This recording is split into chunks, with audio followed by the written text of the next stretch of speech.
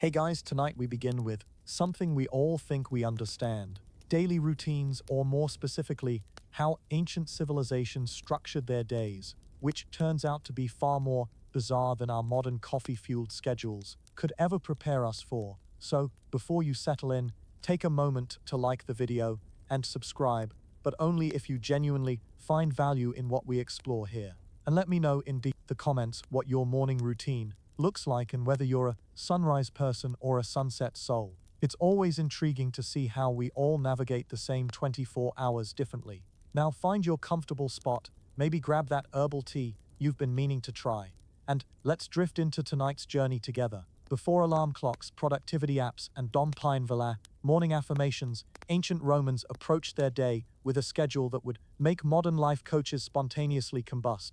They called it the natural day, divided not by hours as we know them, but by the sun's journey across the sky. The routine was beautifully chaotic.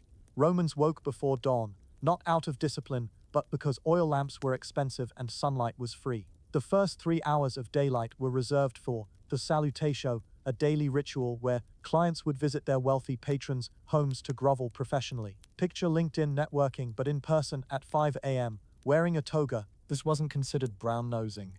It was just how society functioned. The morning greeting was transactional, almost religious in its consistency. Clients would show up, wait in line based on social rank, and receive either money, food, or promises of future favors. The wealthy patron, meanwhile, would hold court in his atrium, dispensing wisdom and small coins like a caffeinated emperor. If you ever thought your morning commute was soul-crushing, imagine walking miles in sandals just to compliment someone's new statue collection. After the salutation came actual work, but only until noon. Romans believed afternoon labor was undignified, which sounds enlightened until you realize they only thought this because they had slaves doing the real work. Shops closed, courts adjourned, and everyone who mattered headed to the baths. Yes, the baths, where business deals were made naked and personal. Hygiene was aggressively social. The Roman bath routine makes modern spa days look rushed. It involved multiple rooms,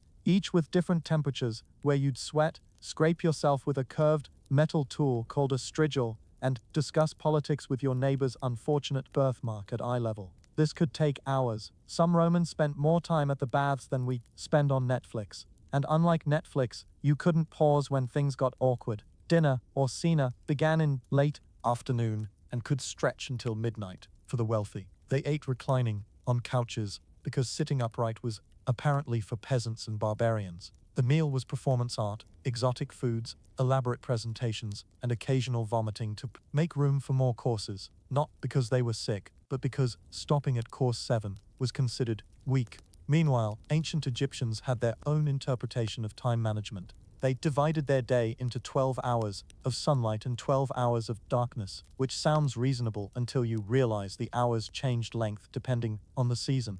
Summer daylight hours were longer than winter ones, meaning their 9 to 5 was more like sunrise to exhaustion. Terms and conditions apply. Egyptian mornings began with prayers to Ra, the sun god, because starting your day without acknowledging the giant ball of fire in the sky was asking for trouble. Then came breakfast, usually bread and beer. Yes, beer for breakfast, but before you judge, remember their water wasn't always safe and their beer was more like liquid bread. Nutritious, slightly alcoholic liquid bread. Work for most Egyptians meant agriculture, construction, or crafts, all performed under the desert sun, with nothing but linen and determination between them and heat stroke. They took a midday break, not for lunch meetings or productivity seminars, but for survival. The afternoon sun wasn't just uncomfortable, it was actively trying to kill you.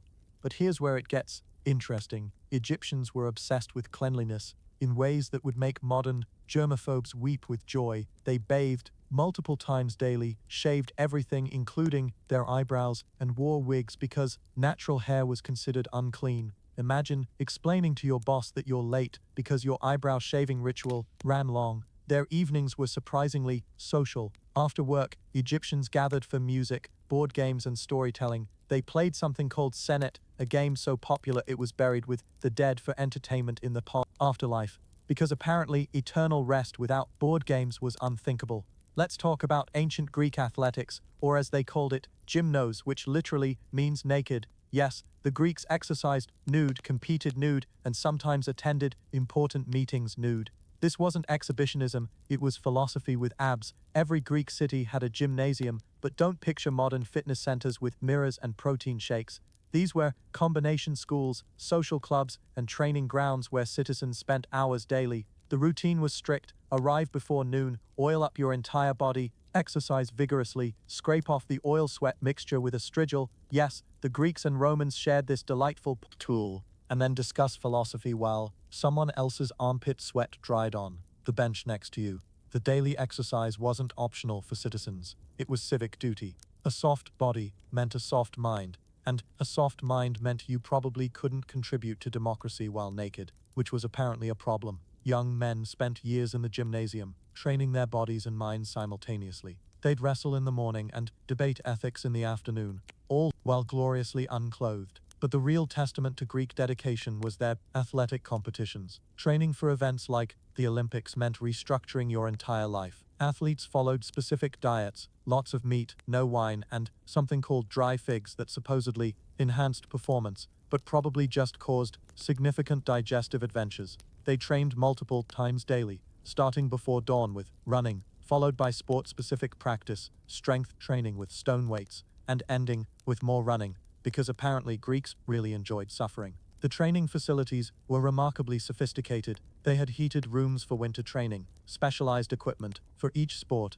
and professional trainers who charged fees that would make modern personal trainers blush through their spray tans. These trainers, called pedo tribes, literally boy rubbers, which sounds problematic but actually referred to their job of applying oil and giving massages. They developed specific programs for each athlete, adjusting diet, exercise, and rest in ways that wouldn't look out of place in today's Olympic training centers, minus the nudity and strigils. What's fascinating is the Greek approach to recovery. They understood the importance of rest days, massage, and proper nutrition. They even had specific foods for specific outcomes: cheese for building muscle, honey for quick energy, and barley for endurance. They were basically ancient biohackers, just with more olive oil and significantly less clothing. Ancient Chinese scholars had a morning routine that would make modern productivity gurus look like slackers. The Confucian ideal day began at 3 a.m., not 5 a.m. like those motivational speakers suggest, not 4 a.m. like military personnel, but 3 a.m.,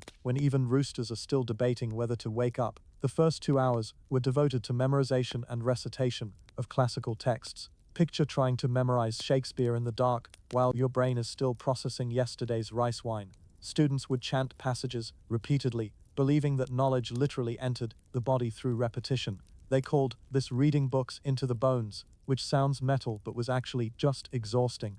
By 5 a.m., when normal humans might consider consciousness, Chinese scholars moved to calligraphy practice. This wasn't casual writing, it was meditation through brushstrokes. Every character had to be perfect, every line a balance of force and grace. One poorly formed character could shame your entire ancestral line, or at least that's what teachers claimed while critiquing your work with the enthusiasm of Gordon Ramsay discovering undercooked chicken. Breakfast happened around 7 a.m. Finally, but it was often eaten while reading. Confucius himself allegedly never ate without a book nearby, which explains a lot about academic culture and possibly the invention of soup dumplings. The meal was simple: congee, pickled vegetables, maybe an egg if you were showing off. The real nourishment was supposed to be intellectual. The rest of the morning involved formal study with a master, which meant sitting in uncomfortable positions while someone significantly older explained why your interpretation of a 2,000-year-old poem was wrong. Students weren't allowed to question or debate. They memorized, recited, and occasionally wondered if farming might have been easier.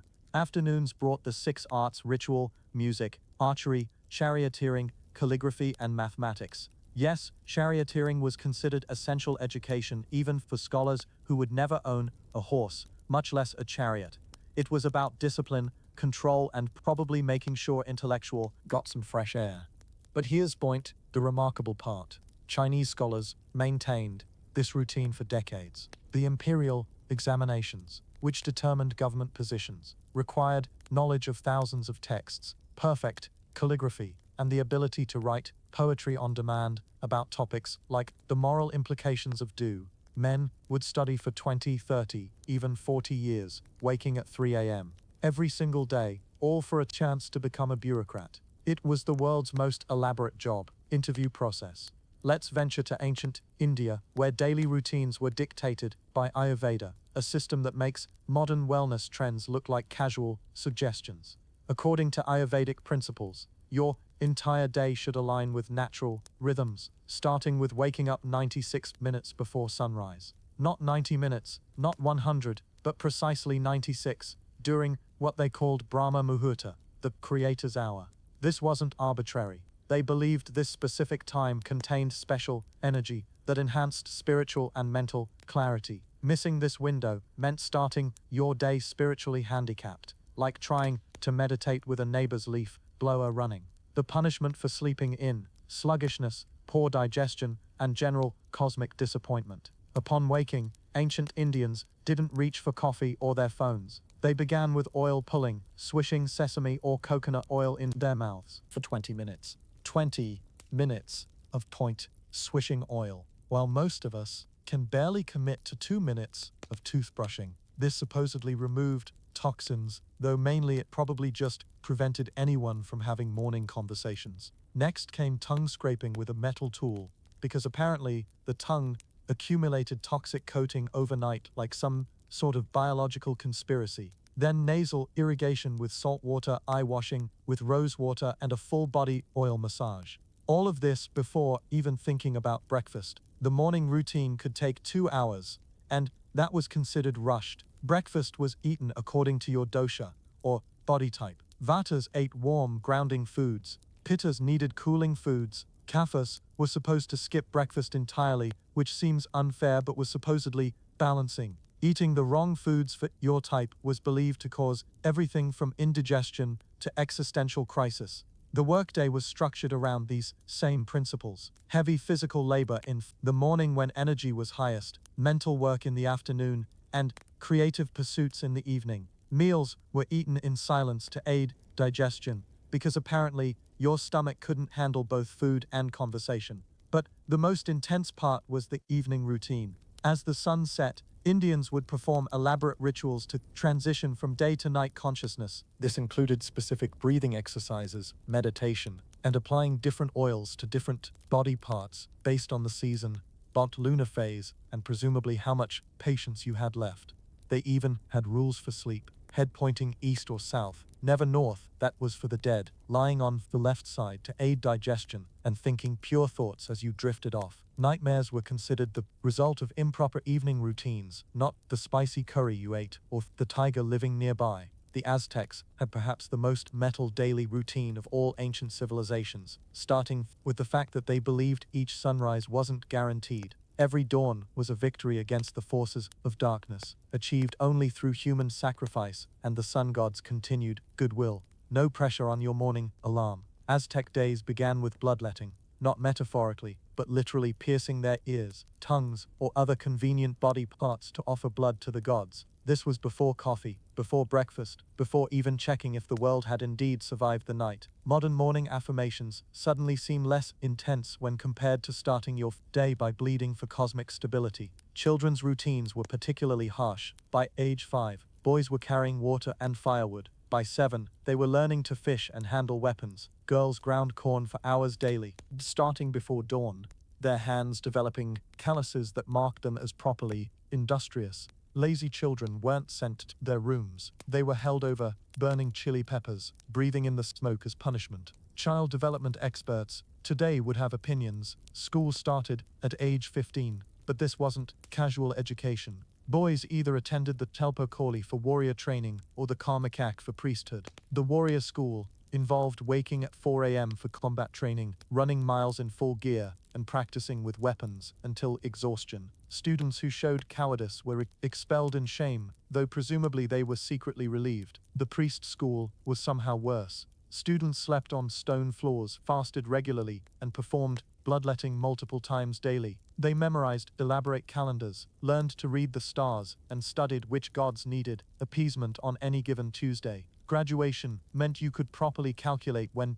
the world might end and what type of sacrifice might prevent it. Adult Aztecs structured their days around the solar calendar and market schedule. Markets operated every 5 days, creating a rhythm of preparation, trade, and recovery. Merchants woke before midnight to travel, arriving at distant markets by dawn. They carried everything on their backs, since the Aztecs never developed the wheel for transportation, which seems like an oversight, but made for incredibly strong merchants. The working day was intense, but included mandatory breaks for pulque, an alcoholic beverage made from agave. However, public drunkenness was punishable by death for anyone under 70, creating a society where retirement benefits included not being executed for day drinking. Evenings were for family, storytelling, and preparing for the next day's bloodletting. Aztecs went to bed early, around 9 p.m., because staying up late was associated with evil spirits and owls, which were considered harbingers of death. Though given their daily routines, distinguishing between normal life and death, omens must have been challenging. Medieval Islamic scholars had a daily routine that would make modern PhD students weep into their energy drinks. The pursuit of knowledge wasn't just encouraged, it was considered a form of worship, which meant studying was literally a religious experience that started before dawn prayers. The day began at 4 a.m. with wudu, ritual washing that included cleaning the hands, mouth, nose, face, arms, head and feet in specific order. This wasn't a quick splash, it was a precise ceremony that prepared both body and mind for the day ahead. Miss a spot and your prayers didn't count, which added pressure to your morning routine that coffee alone couldn't fix. After dawn prayers came the first study session, focusing on Quranic memorization.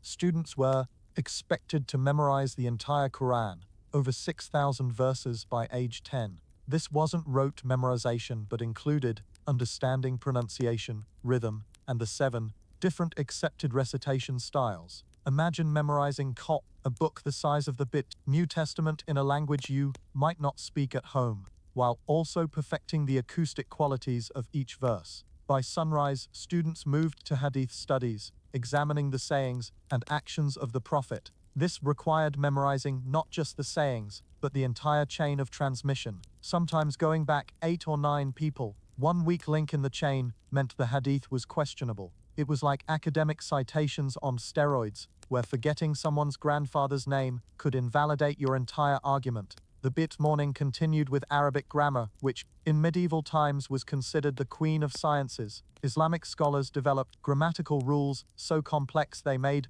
Latin look like casual conversation. They analyzed every possible sentence structure, creating hypothetical grammatical situations that would never occur in real speech, but were theoretically possible. It was intellectual exercise for its own sake, like solving math problems about trains that never actually left the station. Lunch was eaten quickly, often while walking between classes, because afternoon brought the practical sciences, mathematics, astronomy, medicine, and philosophy. Islamic scholars were expected to be polymaths. Specializing in one subject was considered intellectual laziness. You studied algebra in Baghdad, astronomy in Damascus, and medicine in Cairo, traveling thousands of miles for knowledge, like academic nomads with really good note-taking skills. The study methods were intense. Students would gather in circles around a master who would recite from memory while they frantically took notes. No textbooks, no handouts, just your ability to write fast enough to capture wisdom before it dissipated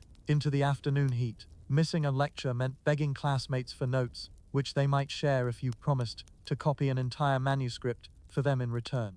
But here's what's remarkable. Islamic scholars maintained this routine while also working. Many were merchants, doctors, or government officials who studied in their spare time. They'd finish a full day of work, attend evening lectures, then stay up past midnight copying manuscripts by candlelight. They invented the academic side hustle centuries before graduate students discovered they needed 3 jobs to afford ramen. Vikings, despite their reputation for raiding and pillaging, had surprisingly structured daily routines that revolved around survival, honor, and an alarming amount of personal grooming.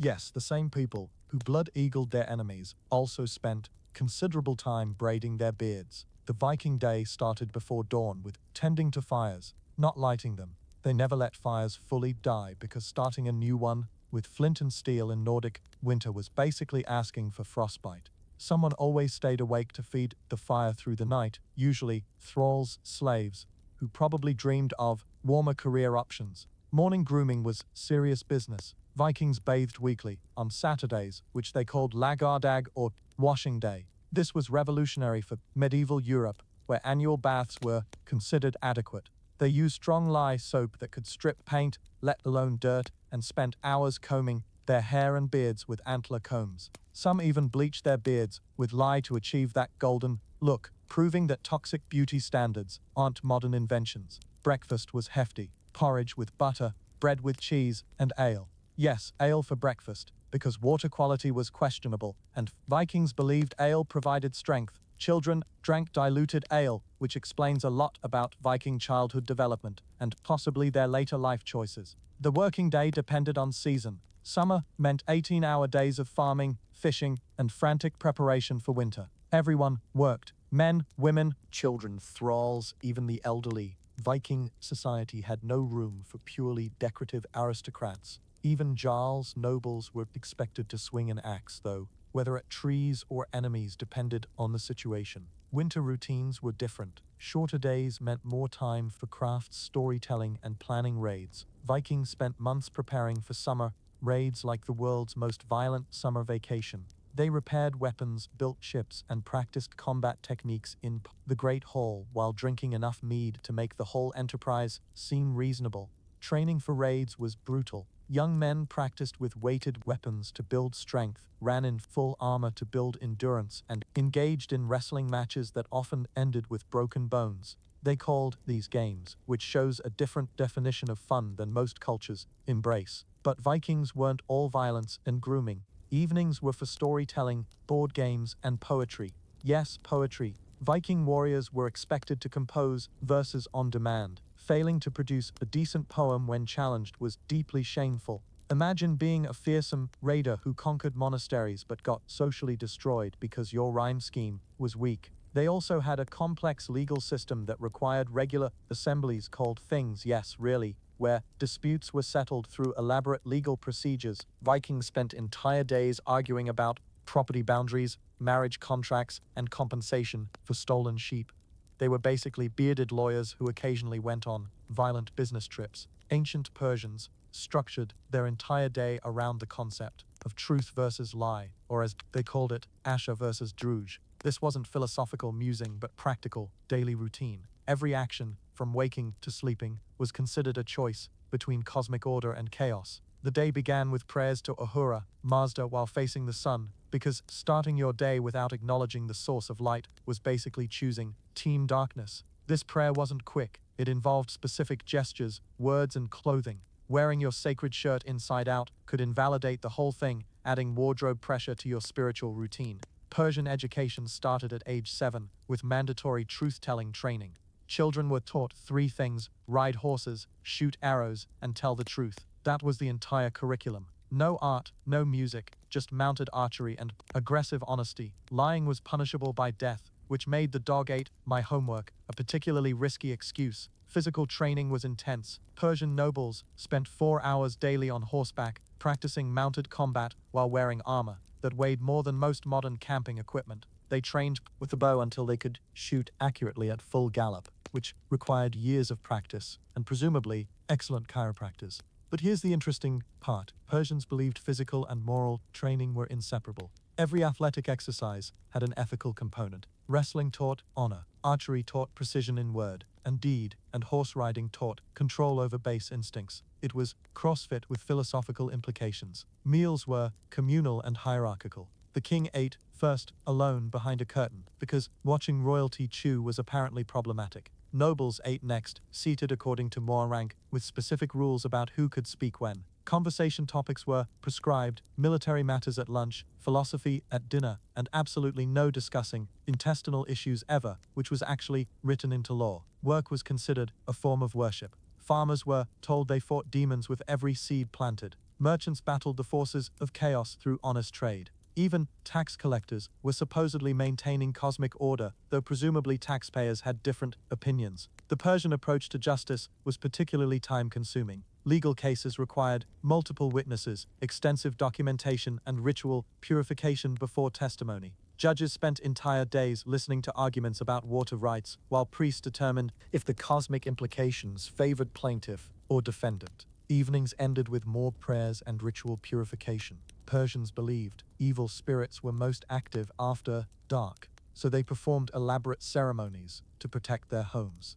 This included specific ways of entering doorways, prescribed sleeping positions, and maintaining sacred fires that couldn't be contaminated by wrong thoughts, let alone wrong wood. The ancient Japanese samurai routine would make modern military training look like yoga class. The way of the warrior, or Bushido, wasn't just a fighting style, but a complete life system that started before consciousness and ended after it. Samurai woke at 4 a.m. for cold water bathing, regardless of season.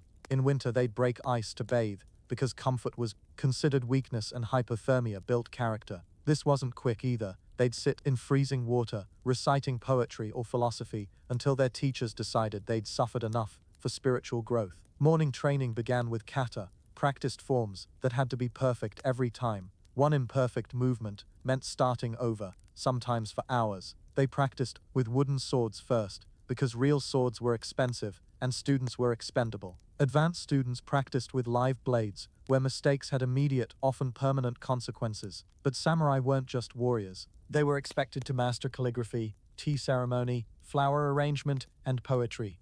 The same hands that could decapitate an enemy in one stroke also had to arrange chrysanthemums with aesthetic precision. The philosophy was that death and beauty were inseparable, which is poetic but also slightly concerning. The tea ceremony alone could take 4 hours.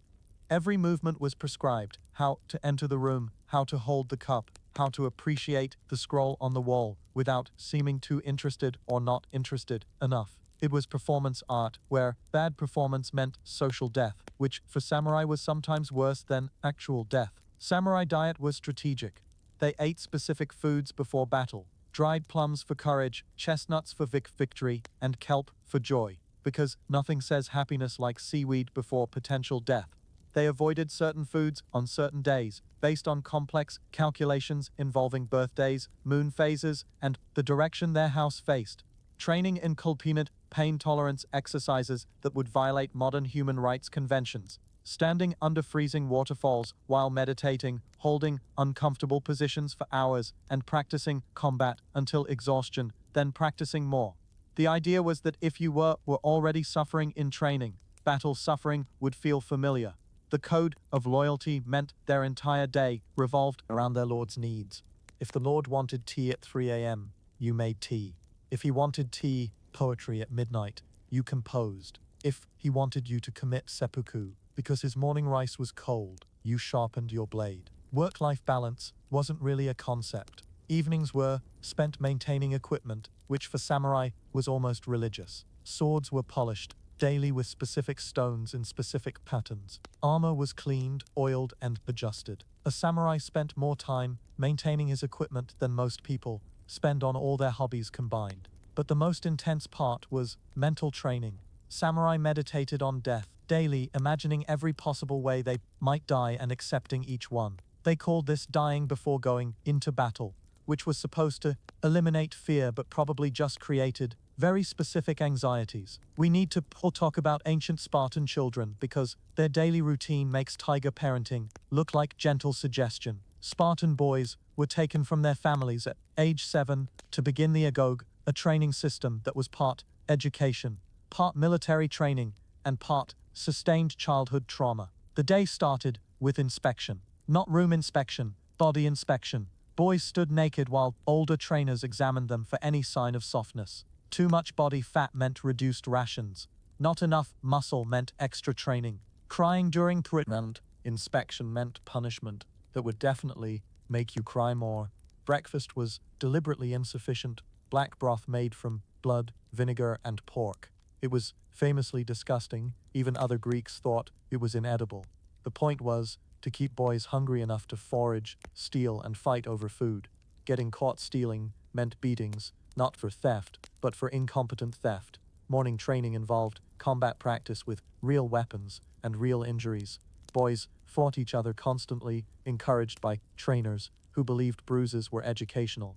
They practiced phalanx formations until muscle memory overrode conscious thought, because thinking in battle was considered a luxury Spartans couldn't afford. But here's the disturbing part. Older boys were assigned younger boys as essentially servants and more. The relationships were complex, involving mentorship, protection, and elements that would be criminal today. It was considered normal, even necessary for proper warrior development. Academic education was minimal. Basic literacy, Spartan law, and memorizing war songs. They learned enough math to count enemies and divide plunder. Literature was limited to Homer's Iliad, specifically the parts about killing. The arts were considered corrupting unless they involved martial themes. Physical challenges were constant. Boys wore one thin cloak year-round, regardless of weather. They slept on beds of reeds they gathered themselves, broken by hand because using tools was cheating. In winter, they could add thistles for warmth, which sounds counterproductive, but that was Spartan logic. The Crypteia was the most extreme part. Older boys were sent into the countryside with knives to survive alone, and secretly kill helots, slaves who seemed too strong or independent. It was graduation through authorized murder, which even ancient sources found troubling. Girls had their own intense routine. They exercised naked like boys, running, wrestling, and throwing javelins. The logic was that strong mothers produced strong warriors, so female fitness was state policy. They had more freedom than most Greek women, but were essentially treated as warrior factories. Spartan girls also engaged in public singing competitions where they'd mock specific boys for cowardice or praise others for bravery. Public humiliation from teenage girls was apparently excellent military motivation. Boys would train harder to avoid becoming the subject of next week's shameful song. Food for girls was better than boys received because malnourished mothers meant weak babies, and weak babies were literally thrown off cliffs. Spartan quality control was immediate and irreversible. The fascinating part is that Spartans genuinely believed this system created the best warriors in history, and they weren't entirely wrong. Spartan soldiers were legendarily effective, but the cost was a society with no art, literature, philosophy, basically anything that makes life worth living. They won battles but lost at civilization. Ancient Mayan priests had a daily routine that revolved around blood, astronomy, and mathematics so complex it makes calculus look like finger counting. Their job was maintaining cosmic order through precise calculations and regular bloodletting, because apparently the universe ran on human suffering and really good math. The priest's day began at 3 a.m. with bloodletting. Not symbolic bloodletting, actual bloodletting, using obsidian, blades, stingray spines, or thorned ropes, pulled through sensitive body parts. The blood was collected on bark paper and burned as offering to gods, who were apparently very specific about their breakfast preferences. After losing a medically inadvisable amount of blood, priests would climb pyramid steps to observe stars. Mayan astronomy was incredibly advanced. They calculated the Venus cycle to within 2 hours over 5 centuries, but this accuracy required nightly observations, careful records, and doing complex math, while lightheaded from blood loss. The mathematical calculations were staggering. Mayans used a base 20 counting system with place notation and zero, which they invented independently centuries before it reached Europe. Priests spent hours calculating calendar convergences, eclipse predictions, and the birth dates of nobles to determine their fate. One calculation error could mean agricultural disaster, military defeat, or angry gods, though it was hard to tell which was worse. But here's what's truly insane. They had multiple calendars running simultaneously. The solar calendar had 365 days. The sacred calendar had 260 days, and they tracked Venus, lunar cycles, and other celestial events. Priests had to calculate when all these cycles would align, which happened every 52 years and required massive ceremonies to prevent the world from ending. The fiat for record-keeping was extensive. Priests maintained codices with historical records, astronomical observations, and prophecies written in hieroglyphs that combined logographic and syllabic elements. Learning to read and write this system took years of study, and making errors in sacred texts was probably punishable by becoming the next sacrifice. Afternoon duties included performing sacrifices, interpreting omens, and conducting ritual ceremonies. Human sacrifice wasn't daily, but animal sacrifice was constant. Priests had to know exactly which creature pleased which god, the proper method of sacrifice, and what to do with the various parts afterward. It was basically divine meal prep with very specific dietary requirements. The hallucinogenic rituals were another level entirely. Priests consumed various psychoactive substances to communicate with gods. including peyote, morning glory seeds, and toxic toad secretions. They'd then interpret their visions as divine messages, which seems problematic when making important state decisions, but apparently worked for centuries. Training new priests took 20 years. Novices started as children, learning basic bloodletting, elementary astronomy, and simple calculations. By adolescence, they were performing minor sacrifices and memorizing the properties of 20-day months. Full priests could recite entire codices from memory while calculating eclipse cycles in their heads. The dress code was extreme. Priests never cut their hair, which became matted with blood from constant bloodletting.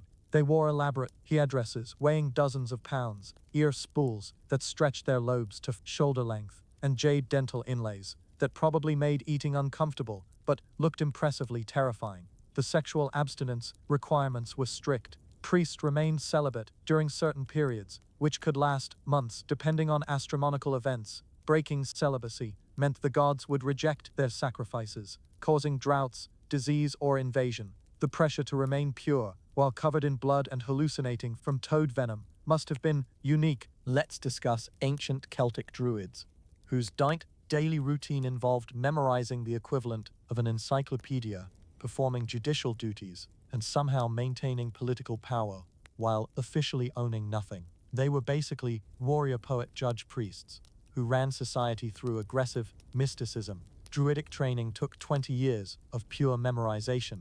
They learned history, law, magic, medicine, and poetry entirely orally. Writing was forbidden for sacred knowledge because druids believed written words lost their power. Students memorized thousands of verses, legal precedents, and genealogies going back centuries. One forgotten verse could dishonor your entire teaching lineage. The daily routine started before dawn, with ritual purification in sacred groves. Druids would strip naked regardless of weather, because clothing interfered with natural energies. They'd meditate among trees, particularly oaks, which they considered the most sacred. This wasn't peaceful meditation either. It involved specific chants, positions, and occasionally hanging from branches to achieve altered consciousness. The famous mistletoe ceremony happened on the 6th day of the moon. Druids climbed oak trees in white robes, cut mistletoe with golden sickles, and caught it in white cloth before it touched ground. The precision required was extreme. One mistake invalidated the entire ritual,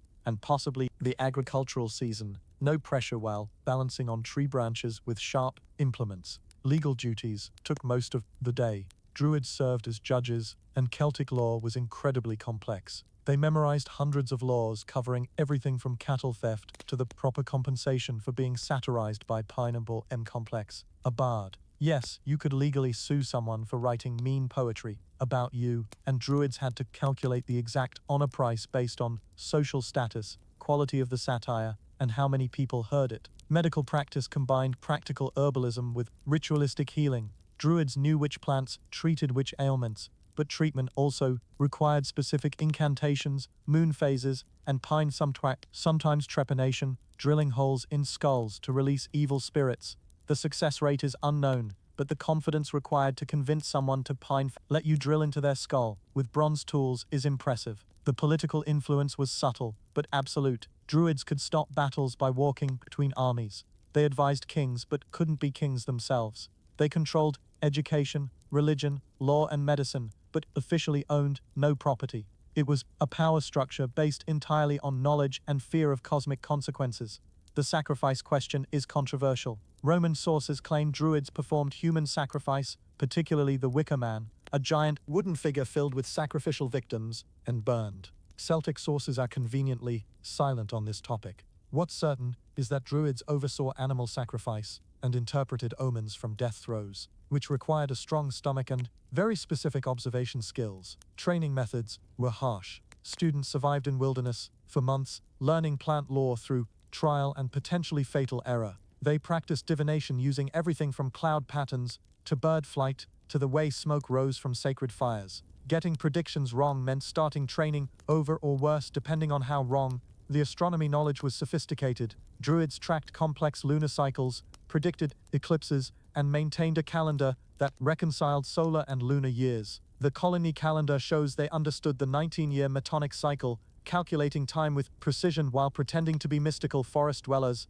The shape-shifting claims are interesting. Druids supposedly could transform into animals, become invisible, or control weather. While obviously not literal, the psychological techniques they used, fasting, sensory calm deprivation, hallucinogens from mushrooms and herbs, certainly created experiences that felt like transformation to both druids and observers. Ancient Babylonian bankers had a routine that would make Wall Street traders look like casual hobbyists. They invented compound interest, international trade, credits, and financial instruments so complex that archaeologists need economics degrees to understand clay tablets. The day started before markets opened at dawn with tablet preparation. Bankers mixed clay to exact consistency because tablets that cracked lost their legal standing. They prepared multiple grades, fine clay for important contracts, regular clay for daily transactions, and practice clay for apprentices who weren't trusted with real money yet. Morning transactions involved everything from simple loans to complex derivatives.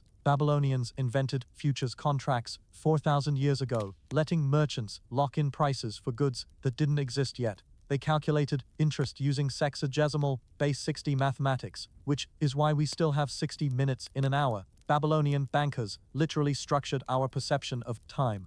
The interest rates were strictly regulated, 20% for silver loans, 33.33% for grain loans, but Babylonian bankers found creative ways around regulations. They'd structure loans as partnerships, where they technically owned part of your business, until repayment. They invented fees for early payment, late payment, and considering payment. Modern banks didn't invent predatory lending, they inherited it. Record keeping was obsessive. Every transaction required multiple copies, one for each party, one for the temple archive, one for the state. Tablets were stored in labeled envelopes, clay envelopes, around clay tablets, like ancient Russian dolls of bureaucracy. Breaking the envelope invalidated the contract unless done before official witnesses, creating the world's first tamper-evident security. The apprentice system was brutal. Young scribes spent years learning cuneiform, which had over 600 characters that changed meaning based on context. Then they learned accounting, law, and multiple languages since Babylon was an international trade hub.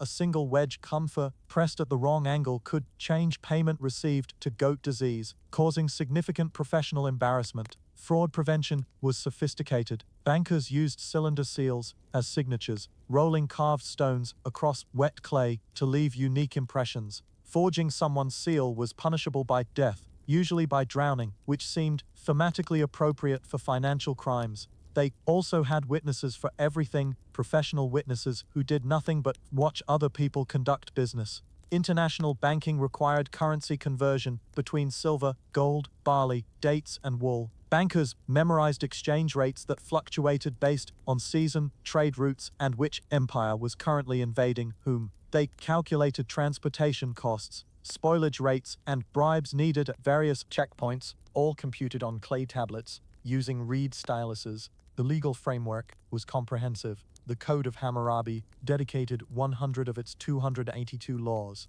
to commerce and banking. Defaulting on loans could result in debt slavery, but there were protections. If a Paul merchant's goods were stolen in transit, the debt was forgiven, unless the merchant was negligent, which required lengthy legal proceedings to determine. Banking families maintained their positions for centuries through careful marriage alliances and trade secrets. The Ejabi family ran Babylon's largest bank for 200 years, maintaining archives of over 2,000 tablets that tracked everything from royal loans to slave purchases. They were basically the Rothschilds of the ancient world, but with more cuneiform and fewer conspiracy theories. We cannot leave the ancient world without discussing Roman toilet habits, because their approach to this most private of activities was aggressively public and disturbingly social. Roman public latrines weren't just facilities, they were social clubs where business gossip and bowel movements converged in ways that would traumatize modern sensibilities. Public toilets, called feroke, were architectural marvels of comfortable discomfort.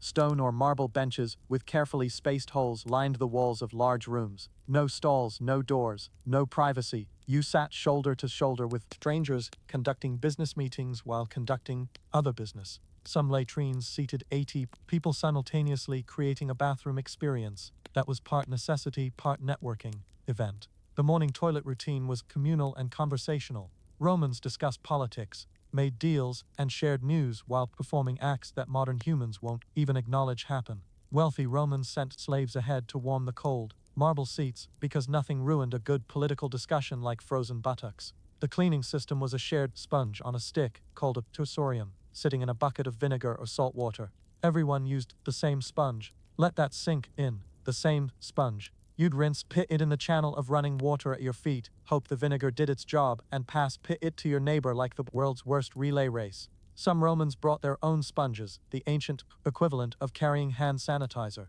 But using a personal sponge was considered somewhat antisocial, like bringing your own food to a dinner party. The communal sponge was about community spirit, shared experience, and probably several communicable diseases. The acoustics were carefully designed. Running water channels created white noise to mask sounds, though not enough to prevent what must have been a symphony of human digestion. Romans even had toilet gods, Crepitus for flatulence and Cloacina for the sewer system. Prayers were offered before particularly challenging sessions. Children learned toilet etiquette through observation and mortification. Young Romans accompanied parents to public latrines, learning proper sponge technique and appropriate toilet conversation topics. Discussing dinner during toilet time was fine. Discussing toilet time during dinner was not. Private home toilets existed for the wealthy but were often located in kitchens. Yes, kitchens. Romans believed the toilet gods and kitchen gods should be neighbors, which explains nothing and makes everything worse. These private facilities still emptied into public sewers that occasionally backed up, flooding homes with the collective waste of Rome. The graffiti in Roman latrines provides fascinating historical insight. Messages ranged from philosophical musings to crude drawings to reviews of the facilities.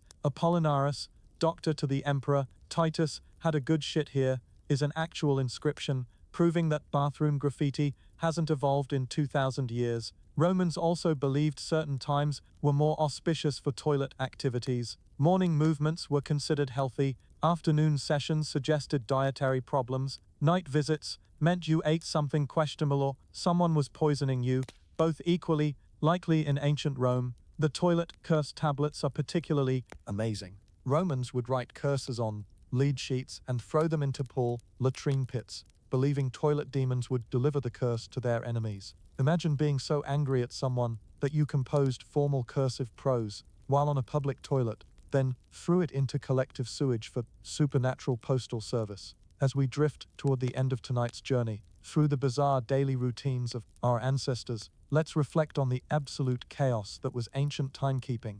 Before standardized time zones, atomic clocks, or even basic agreement on when days started, humanity operated on dozens of competing temporal systems that would make scheduling a Zoom call look simple by comparison. Romans counted their days from midnight, but only legally. Socially, the day started at dawn. Greeks started their day at sunset. Babylonians split the difference and started at sunrise. Jews began at sunset, on what everyone else called the previous day. Trying to arrange international trade must have involved mathematical gymnastics and probably significant drinking. The hours themselves were flexible. Romans and Greeks used temporal hours, dividing daylight into 12 parts regardless of season. Summer hours were longer than winter hours. Noon was always the 6th hour, but the 6th hour could be 45 minutes or 75 minutes, depending on the date. Sundials had to be specifically calibrated for both location and season. Moving point a sundial from Rome to Athens didn't just change the time zone, it broke the entire temporal system. Water clocks tried to standardize time, but had their own problems. They froze in winter, evaporated in summer, and required constant maintenance. The person responsible for refilling the water clock essentially controlled time for everyone else. One lazy water clock attendant could make everyone late for everything, but the most beautiful chaos was how different cultures marked time passing. Chinese incense clocks burned specific scents at different hours. You could literally smell what time it was. Japanese temples rang bells in patterns that indicated the hour, assuming you memorized which pattern meant what. Aztecs had day and night priests, whose job was shouting the time from pyramid tops, though accuracy depended on how much pulque they'd consumed. The ancient world operated on multiple competing calendars. Simultaneously, merchants might use the Egyptian civil calendar for trade, the lunar calendar for religious observance, and local seasonal calendars for agriculture. A single person could exist in 3 different months simultaneously, which explains why ancient birthdays were so confusing. The week length wasn't even standardized. Romans had 8-day weeks with market days. Egyptians had 10-day weeks. The 7-day week we use comes from Babylon based on the 7 visible celestial bodies, but it took centuries to spread. Some cultures resisted because changing week length meant their market days would drift, disrupting commerce for astronomical tidiness. Even age was calculated differently. Romans counted inclusively. A child born in December was considered 2 years old the following January because they'd existed in 2 different years. Koreans still add a year at birth. Greeks counted Olympic cycles. Some cultures reset age counting when you achieved certain milestones. You could be simultaneously 5, 12, and 47, depending on who was asking. This temporal chaos meant ancient people lived in a state of permanent jet lag without ever traveling. They adapted to multiple time systems the way modern humans juggle phone notifications. They were temporal polyglots switching between systems based on context, necessity, and whoever was most likely to execute them for being late. So as you prepare for sleep tonight, following your own modern routine that would seem impossibly luxurious to our ancestors, remember that you live in an era of temporal privilege. Your hours are standardized, your clock's atomic, your sleep uninterrupted by midnight bloodletting or communal toilet sponges. The ancient world's daily routines reveal something profound about human nature. We've always been creatures of habit, desperately trying to impose order on chaos, whether through Roman bath schedules, Viking grooming rituals, or Babylonian banking hours. Humans have always needed structure to make sense of existence. These routines also show how much we've retained. We still exercise in groups like Greeks, though clothed and without olive oil. We still start our days with stimulating beverages, though coffee replaced Egyptian beer.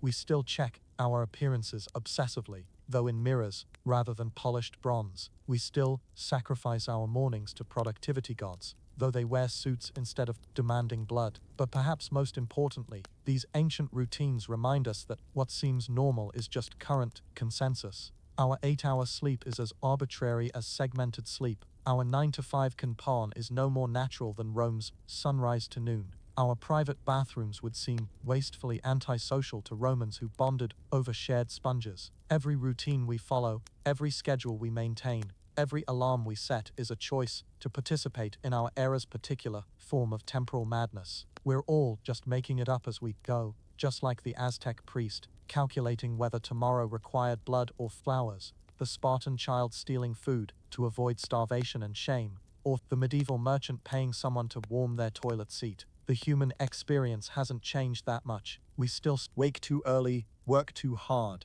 and wonder if there's a better way. We still seek meaning in repetition, comfort in routine, and community in shared experience, even if we no longer share toilet sponges. Though, honestly, thank the gods for that.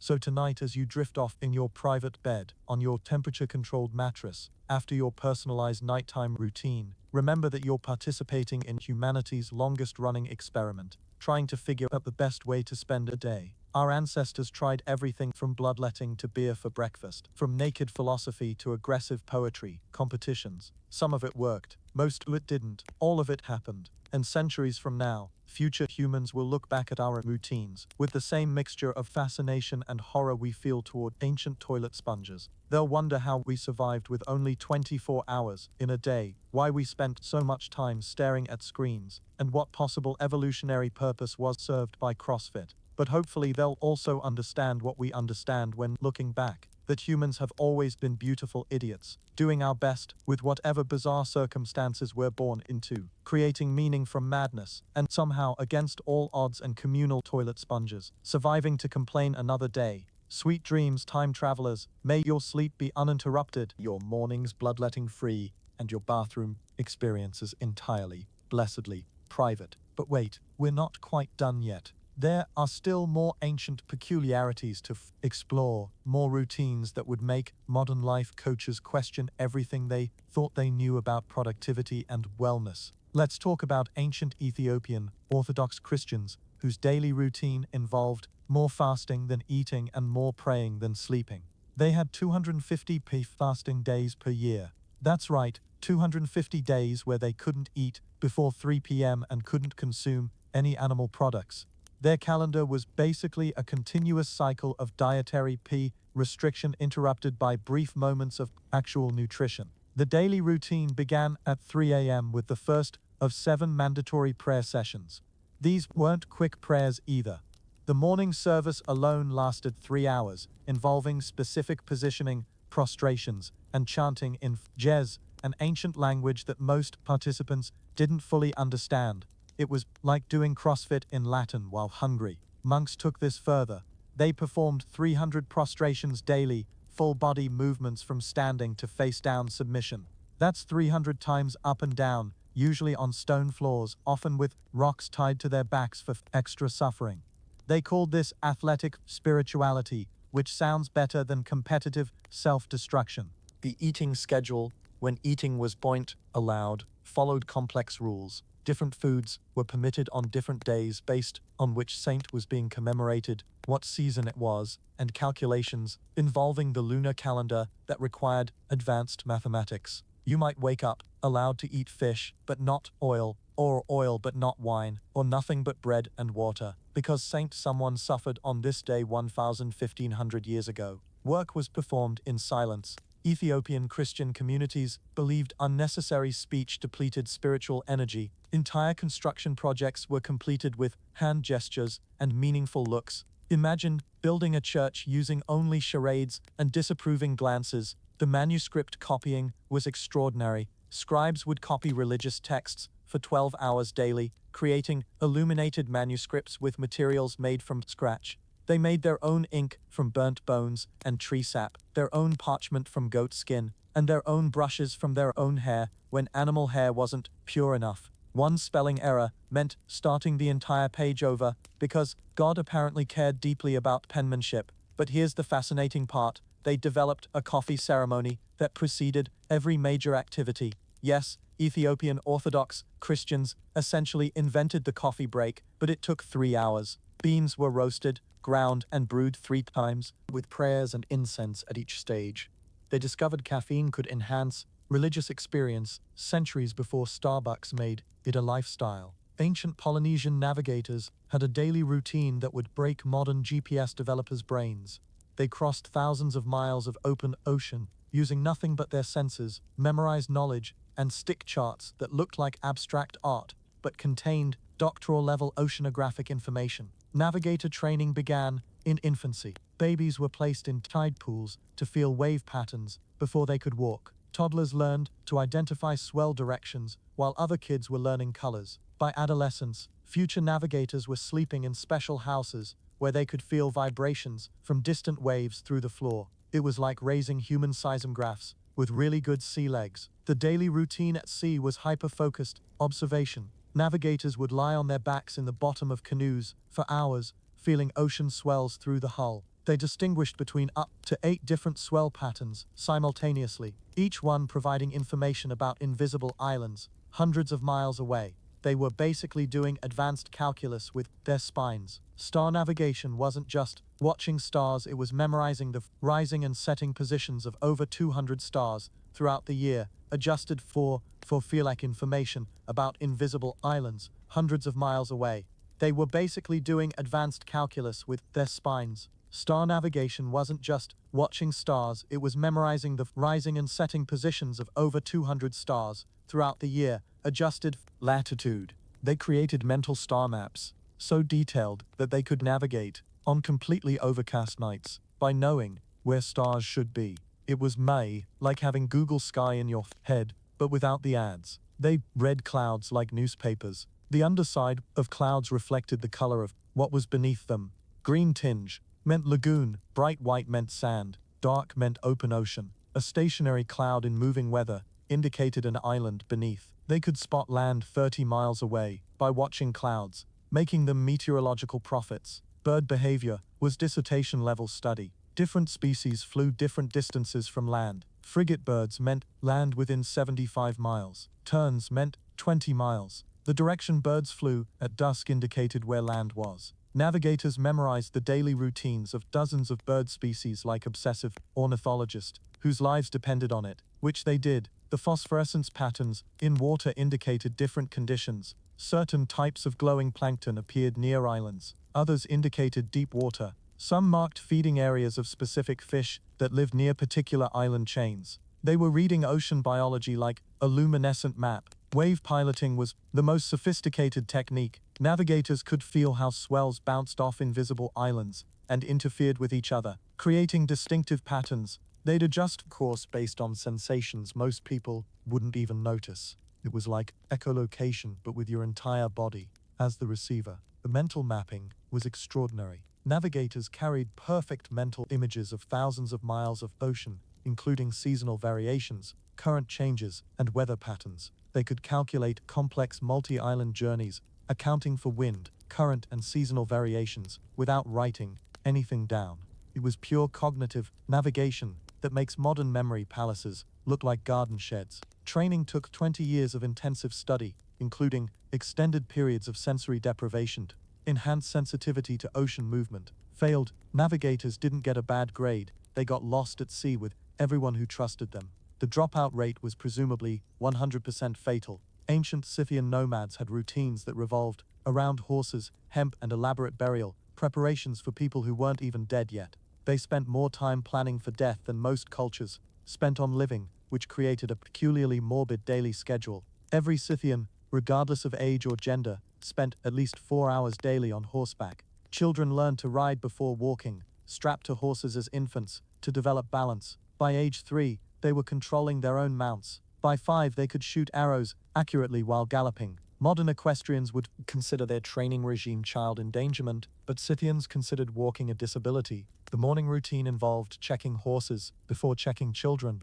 Horses received elaborate grooming, specific feeding schedules, and medical attention that surpassed human healthcare.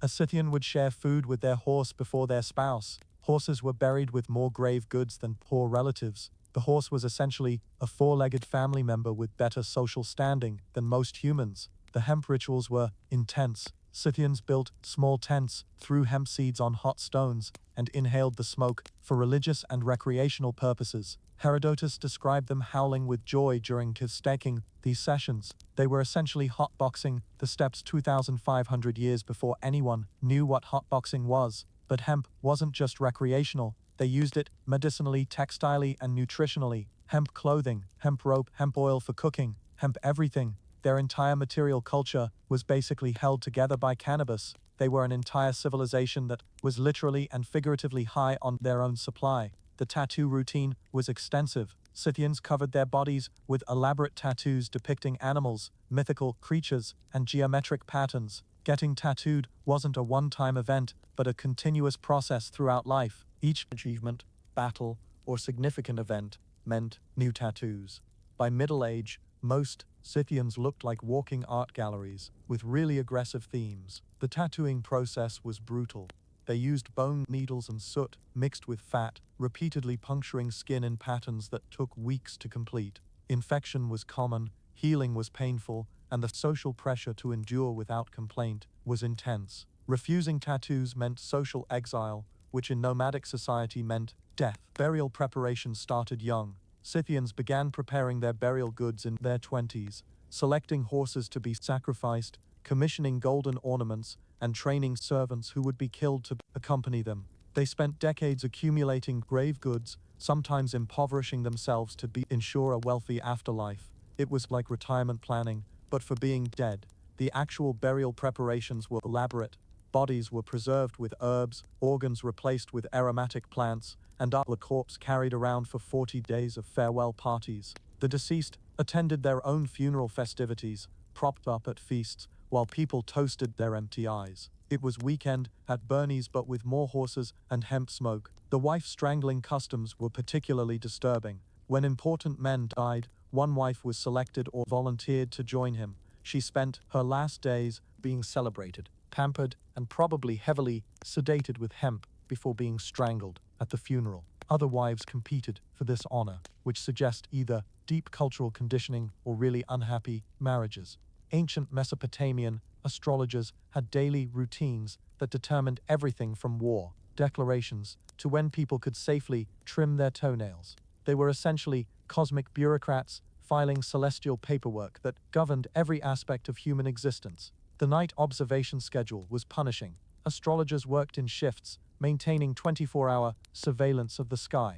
They recorded everything: star positions, cloud formations, bird flight patterns, and the color of sunset. Missing a single observation could mean missing a divine message about impending invasion or the optimal time to plant barley. The omen interpretation was insanely specific. If Jupiter appeared near a certain star while a crow cawed from the east, it meant the king should avoid eating fish for 3 days. If Mars was visible during a thunderstorm, pregnant women shouldn't travel. There were thousands of these correlations, all memorized, all equally arbitrary, all treated as absolute truth. The liver reading added another layer of complexity. Astrologers examined sheep livers for divine messages, comparing them to clay models of previous significant livers. They had library of clay liver models, each labeled with what happened after that particular organ pattern appeared. It was hepatological prophecy with extensive documentation. The calendar calculations were mind-numbing. Mesopotamian astrologers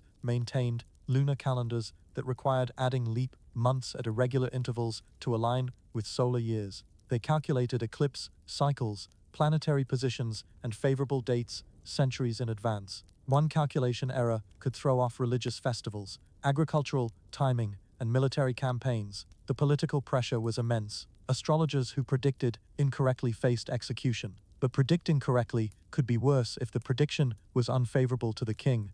They developed elaborate ways to phrase bad news that technically fulfilled their duty while avoiding blame. The stars suggest caution could mean anything from minor delay to everyone will die horribly. The training involved 15 years of memorization before being allowed to make independent observations. Students memorized over 7,000 omens, hundreds of star positions, and fate and the entire history of significant celestial events. They learned multiple languages since omens were recorded in Sumerian, Akkadian, and Babylonian. It was like getting 3 PhDs simultaneously while knowing that graduation meant a career where being wrong was fatal. Ancient Australian Aboriginal peoples had daily routines stretching back 65,000 years, making every other civilization look like recent startups.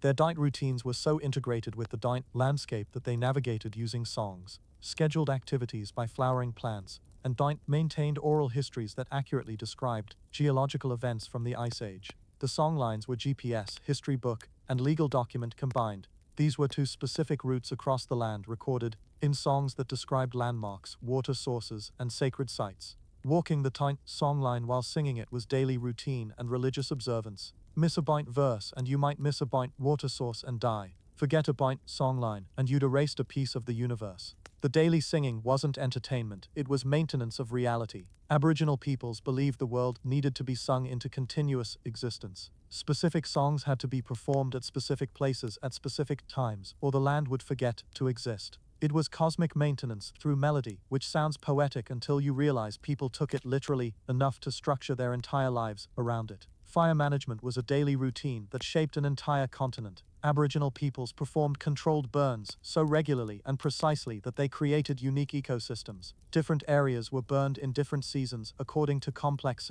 schedules maintained entirely in memory. They were terraforming Australia one small fire at a time, creating a patchwork of habitats that maximized game and plant resources. The seasonal calendars were hyperlocal and incredibly precise. Rather than 4 seasons, some groups recognized up to 8 seasons based on subtle environmental changes. The appearance of specific insects, the flowering of particular plants, or the behavior of certain animals indicated exactly when to move camp, when to harvest, when to hunt. They were reading environmental signals most people wouldn't even notice. Initiation routines could last months. Young people underwent elaborate ceremonies involving isolation, food restrictions, body modification, and learning sacred knowledge. Some initiations required walking hundreds of miles to sacred sites, while memorizing stories, songs, and laws. It was education, endurance test, and spiritual transformation combined. The Dreamtime integration meant daily activities had mythological significance. Hunting wasn't just finding food,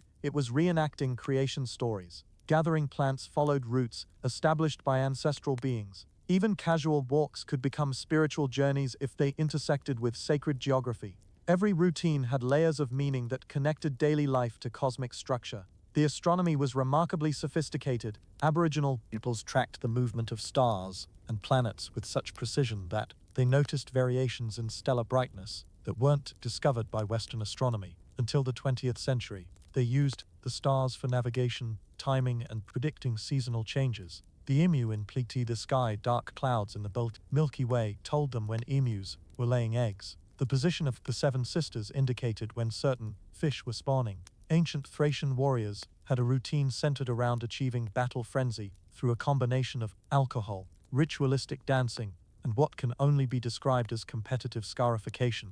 They believed dying in battle was the only honorable death, which created a culture where daily life was basically preparation for spectacular violence. The believed dying in battle was the only honorable death, which created a culture where daily life was basically preparation for spectacular violence. The morning began with wine, not water, not bread, but wine mixed with herbs that modern analysis suggests were psychoactive. Breakfast was literally getting buzzed before weapon training, which seems counterproductive, but apparently worked for centuries. They believed sobriety weakened warrior spirit, which is certainly one approach to military training. The tattooing and scarification routine was continuous. Warriors added new marks for every battle, creating elaborate patterns that told their military history. But they also scarified themselves during training, deliberately creating wounds that would scar in specific patterns. It was competitive self-harm where the most scarred warrior had the highest status. The Ramphire training was particularly intense. This was a curved sword staff weapon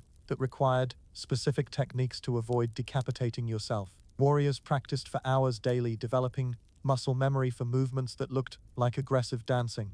They trained to music, believing rhythm improved combat effectiveness. It was basically deadly choreography with sharp props. The berserker cultivation was systematic. Thracians deliberately induced rage states through physical exhaustion, sensory overload, and chemical assistance. They'd dance for hours, working themselves into frenzies where they felt no pain and feared nothing. These states were considered divine possession, though they were probably closer to induced psychosis. The horse blood drinking wasn't metaphorical. Warriors would drink horse blood before battle, believing it transferred the animal's strength and speed. They also bathed in blood, painted themselves with it, and used it in religious ceremonies. The iron smell of blood was so associated with Thracian warriors that enemies claimed they could smell them coming.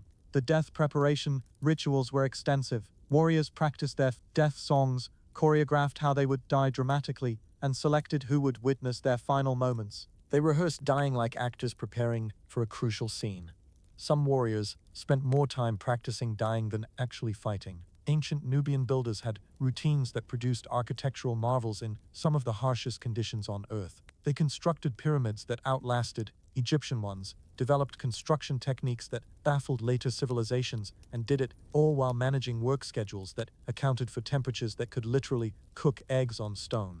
The workday was split into segments based on shadow length, not time. When your shadow was shorter than your height, you stopped working or risked death from heat stroke. This created a natural rhythm where intensive labor happened in early morning and late evening, with midday reserved for planning, tool maintenance, and trying not to die. The hydration routine was elaborate and mandatory. Workers drank a specific mixture of water, salt, and fermented grain at prescribed intervals. Refusing to drink meant immediate removal from the work site. Dehydration wasn't just dangerous, it was considered disrespectful to the gods who provided the Nile's floods. Divine disappointment and kidney failure were equally concerning. The stone cutting techniques required years to master. Nubian builders used copper tools and sand to cut granite, a process so slow that cutting a single block could take weeks. But they achieved precision that modern tools struggle to match. The daily Bont routine involved hours of rhythmic hammering with specific songs to maintain tempo. Different stones required different rhythms. Granite had its own song, sandstone another. It was geological music with architectural output. The pyramid construction schedule was based on flooding patterns. When the Bont Nile flooded, agricultural workers became construction workers. This created an annual rhythm where entire populations shifted from farming to building. The logistics of feeding, housing, and organizing thousands of temporary workers required administrative systems that make modern project management look simple. The Bond quality control was obsessive. Every stone was measured multiple times, checked for invisible cracks using sound. They'd tap stones and listen for imperfect tones, and blessed by priests before placement. A single imperfect stone could curse the entire structure. The pressure on quality control inspectors was immense. Approve a bad stone, and might doom a king's afterlife. Ancient Minoan bull leapers had perhaps the most insane daily routine ever conceived, training to somersault over charging bulls for religious entertainment. This wasn't rodeo, it was suicidal acrobatics with sacred significance and a training regime that makes modern extreme sports look like gentle suggestions. Training began in childhood with wooden bull models. Children practiced approach angles, hand placement, and somersault techniques on increasingly realistic props. By adolescence, they graduated to actual calves, then young bulls, then fully grown bulls that could gore you into the afterlife. The progression was logical if you ignored the part where failure meant impalement. The physical conditioning was extraordinary. Bull leapers, trained like Olympic gymnasts, crossed with matadors. They developed specific muscles for gripping bull horns, explosive power for vaulting, and flexibility for mid-air rotations. The daily routine included hours of stretching, strength training, and practice runs with increasingly annoyed cattle. The timing training was precise to milliseconds. Approach too early, and the bull would adjust. Too late, and you'd faceplant into 2 tons of angry beef. Leapers memorized individual bulls' movements, studying their personalities like dangerous psychology homework. Each bull had specific tells, preferred directions, and gore patterns that required individual study. The religious aspect added pressure. Bull leaping wasn't sport, it was religious ceremony. Failure didn't just mean injury, it meant divine displeasure, poor harvests, and social shame. Successful leapers became celebrities and religious figures. Failed leapers became cautionary tales or fertilizer. The diet was specifically designed for point, explosive power, and flexibility. Leapers ate prescribed combinations of honey, olive oil, and specific herbs believed to enhance reflexes. They avoided certain foods that supposedly made you heavy-spirited, which was problematic when your job required being light enough to vault over a bull. The injury recovery routine was constant. Bull leapers were always nursing something: pulled muscles, broken bones, gore wounds, or psychological trauma from watching colleagues get launched into walls. They developed sophisticated physical therapy techniques including massage, hot springs, and herbs that modern paw and medicine has confirmed have anti-inflammatory properties. The retirement plan was brief. Bull leapers rarely lasted past their mid-20s. Those who survived became trainers, passing on techniques for not dying to the next generation. They were living libraries of bull psychology and human physics, teaching through scars and cautionary tales. Let's discuss the ancient Phoenician purple dye makers, whose daily routine involved handling millions of rotting mollusks to produce a color so expensive that wearing it without authorization was punishable by death. They were essentially ancient chemical engineers working with the world's most disgusting raw materials. The smell was indescribable. Extracting purple dye from murex snails involved letting millions of them rot in the sun. The stench was so powerful that dye facilities were legally required to be outside city walls. Workers were social pariahs who couldn't enter temples, attend public gatherings, or marry outside their profession. They were literally untouchable, not for religious reasons, but because they smelled like mass marine death. The harvesting routine started before dawn. Divers would free dive up to 30 feet to collect murex snails, holding their breath for minutes while scraping mollusks off rock. Each snail produced just 1 drop of dye. A single pound of purple required 250,000 snails. The math alone is exhausting. The extraction process was precise alchemy. Snails had to be processed within hours of harvest, or the dye quality degraded. Workers crushed shells, extracted specific glands, and mixed them with exact ratios of salt and water. The mixture fermented for days in lead vessels, which probably added lead poisoning to the career hazards. The color development was temperature dependent. Too hot, and the purple turned brown. Too cold, and it stayed yellow. Workers maintained fires at exact temperatures for days, adjusting constantly based on wind, humidity, and mysterious factors they called the breath of the mixture. They were basically ancient color scientists with really unfortunate working conditions. The hierarchy was strict. Master dyers guarded secrets passed through families for generations. They knew which species produced which shades, how to mix colors for specific tones, and how to fix dyes so they wouldn't fade. This knowledge was so valuable that revealing trade secrets was punishable by death. Industrial espionage was literally deadly.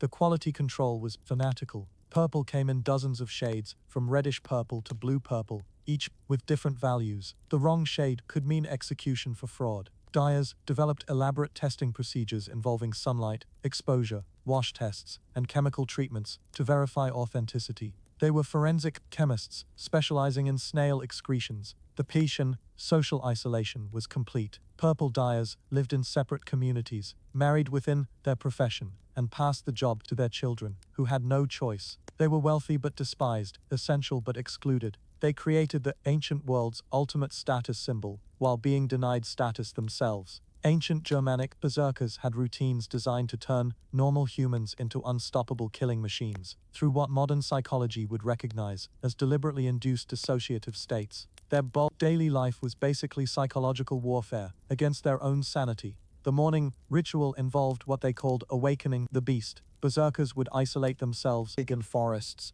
howling and growling while wearing wolf or bear pelts. They would work themselves into states where they believed they actually became animals.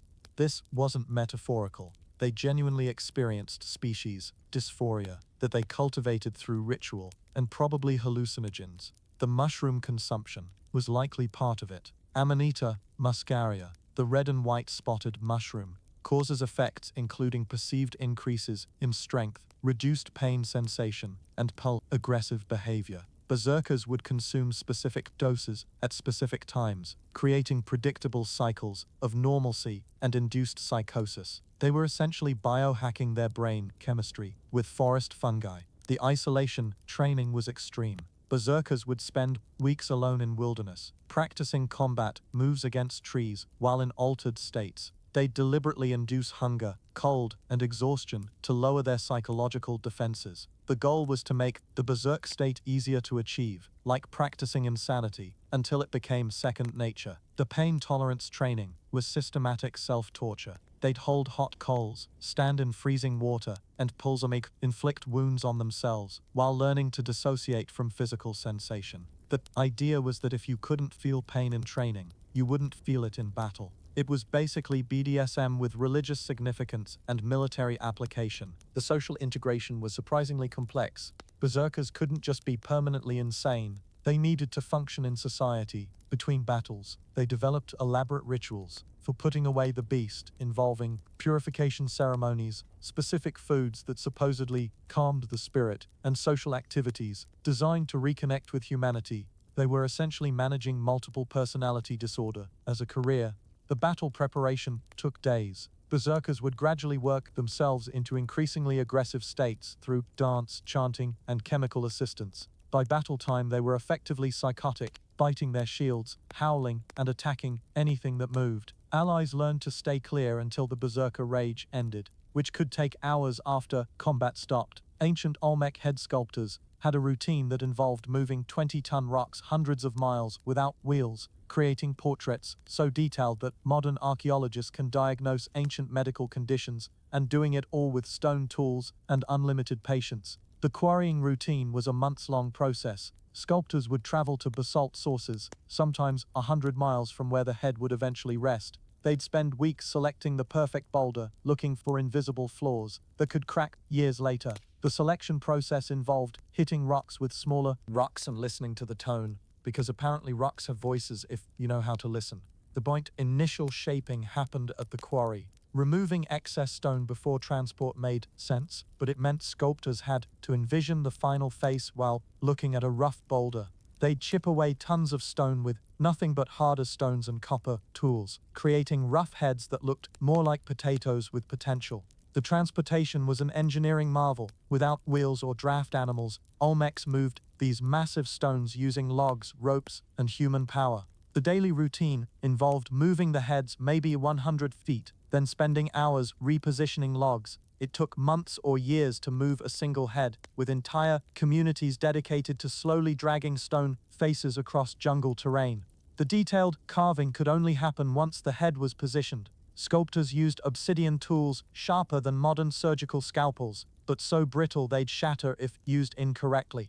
They'd work for months on individual features, creating portraits so realistic that each head clearly represents a specific person. You can see individual wrinkles, scars, and expressions that suggest personality. The polishing phase took even longer. Using sand, water, and infinite patience, sculptors would polish basalt until it reflected light. This wasn't just aesthetic. Polished basalt resists weathering better. They were thinking in centuries, creating art intended to outlast civilizations, which it has. The apprenticeship system meant sculptors spent decades learning. Master sculptors would oversee multiple projects, simultaneously traveling between sites to check progress. Young sculptors might spend their entire careers on a single head, starting as boulder selectors and maybe, if lucky, eventually carving a nostril. We're approaching the end of our marathon journey through the magnificent madness of ancient daily routines, but we can't finish without discussing ancient Roman concrete workers, whose daily routine produced structures that have lasted 2,000 years while modern concrete fails after 50. The secret was volcanic ash and seawater, but the routine was what made it work. Roman concrete workers didn't just mix and pour. They performed what amounted to chemical engineering with recipes that changed based on specific volcanic ash sources, intended use, and local seawater chemistry. The mixing routine was precise ritual. Workers would combine lime and volcanic ash in exact ratios, add seawater or blood or milk depending on the application, and mix for hours, not minutes, hours. They believed the concrete needed to be exercised to develop strength. Modern analysis shows they were right. The extended mixing created chemical reactions that produced self-healing concrete. The volcanic ash gathering was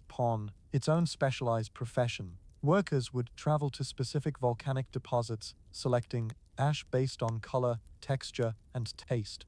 Yes, taste.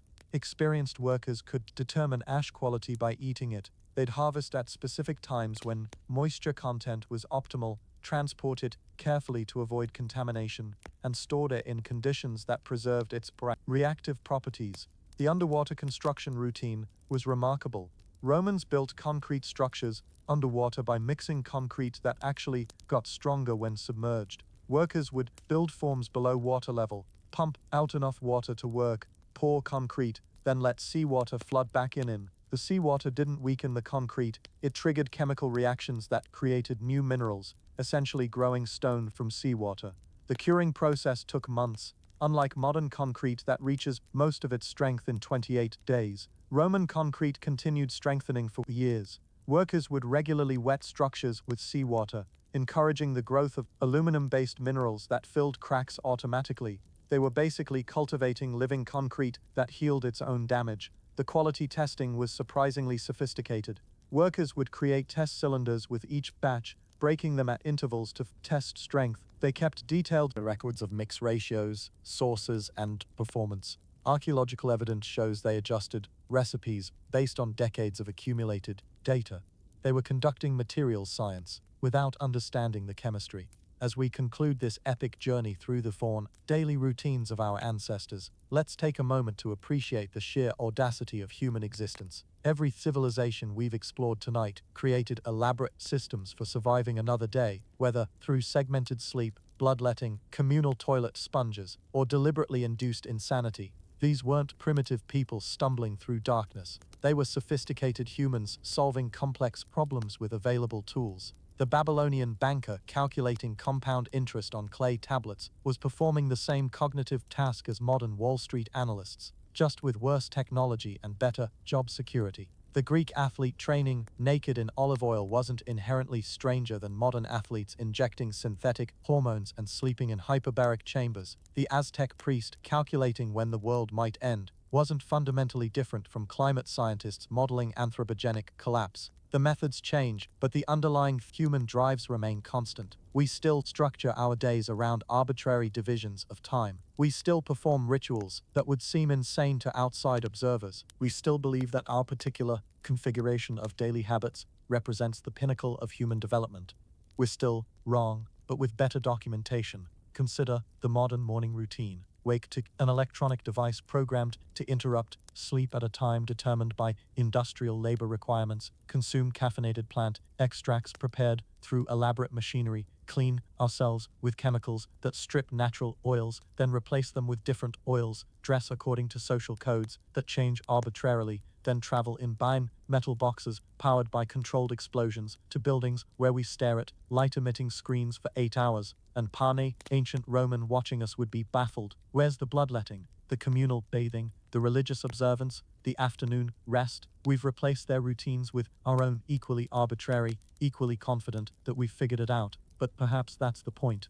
Every routine we've explored tonight represents humanity's endless attempt to impose meaning on chaos. Whether through Mayan mathematical calculations or Viking beard braiding, humans have always needed structure to make sense of existence. The specific structure matters less than having one. The ancient routines that seem most bizarre often addressed real problems we still face. Segmented sleep might better align with natural circadian rhythms. Communal activities created social bonds we may now lack. Ritual bloodletting, while medically inadvisable, provided psychological release similar to modern extreme sports. Even communal toilet sponges created forced social interaction, though, thank the gods, we found better solutions.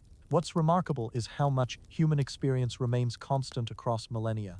The Spartan parent worrying about their child's military training felt the same anxiety as modern parents checking college admission statistics. The Egyptian worker avoiding afternoon sun made the same calculation as modern office workers timing their commute. The Roman contemplating death while sharing a toilet sponge experienced the same existential dread we feel scrolling through social media. The details change, but the fundamental challenge remains: how to spend the brief time between birth and death in ways that feel meaningful. Our ancestors tried everything from astronomy to bloodletting, from naked philosophy to competitive scarification. Some of it worked, most didn't, all of it happened. And that's oddly comforting. Knowing that humans have always been this confused, this creative, this willing to try absolutely anything to make life make sense. We're all part of an unbroken chain of people who woke up, decided that yesterday's routine wasn't quite right, and tried something slightly different. Future humans will look at our routines with the same mixture of recognition and bewilderment. They'll wonder why we spent so much time looking at screens, why we exercised on stationary machines, instead of just working physically, why we took pictures of food before eating it. They'll judge us just as we judge our ancestors while missing the fundamental truth. We're all just making it up as we go. The secret wisdom of ancient routines isn't in the specific practices, but in the commitment to practice itself. The dedication of Islamic scholars, memorizing thousands of texts, Polynesian navigators, feeling invisible ocean swells, or Nubian builders cutting granite with copper and patience. These represent humanity at its most determined, creating meaning through repetition, structure through routine, and significance through shared suffering. So tomorrow morning, when your alarm disrupts another dream, when you perform your own bizarre sequence of awakening rituals, remember that you're participating in humanity's oldest tradition, pretending we know what we're doing. You're part of an ancient lineage of humans who faced each dawn with a mixture of hope, resignation, and caffeine, or its historical equivalent. Whether you segment your sleep like a medieval peasant, exercise naked like an ancient Greek, or check your phone obsessively like a modern human, you're continuing the grand experiment of human existence. Every routine is simultaneously essential and arbitrary, meaningful and absurd, unique and universal. The ancient Egyptians who started their day with beer weren't wrong. Neither are we with our coffee. Both represent humanity's eternal quest to make consciousness bearable before noon.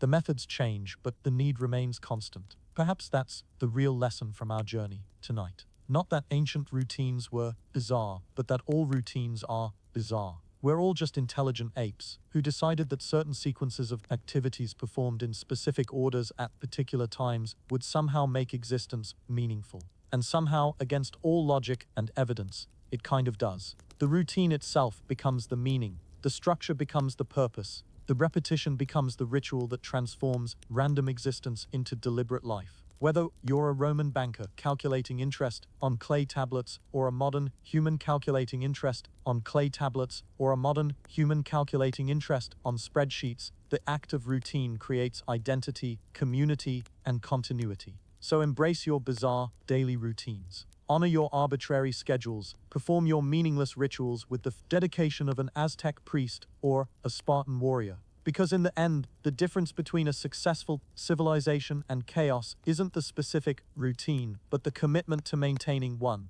And remember, somewhere in the distant future, historians will study our daily routines with the same fascination and horror we've felt tonight. They'll wonder how we survived on so little sleep, why we poisoned ourselves with processed foods, and what possible evolutionary purpose was served by social media. They'll judge us harshly while missing the fundamental truth. We did our best with what we had, just like every human who came before us. Sweet dreams, time travelers, May your routines bring structure to chaos, your rituals create meaning from madness, and your daily habits, however bizarre they may seem to future generations, carry you successfully through another rotation of this spinning rock we call home. Tomorrow, you'll wake up and do it all again, and that perhaps is the most ancient routine of all, the triumph of hope over experience, the decision to face another day, the commitment to continue the experiment of being human. The cycle continues. The sun rises, the alarm rings, the coffee brews, the routine begins, and somewhere in that repetition, in that structure, in that daily decision to participate in our collectively agreed upon delusions about time and meaning and purpose, we find something worth preserving. That's the real legacy of ancient daily routines, the proof that humans have always found ways to make life livable, no matter how absurd those ways might seem.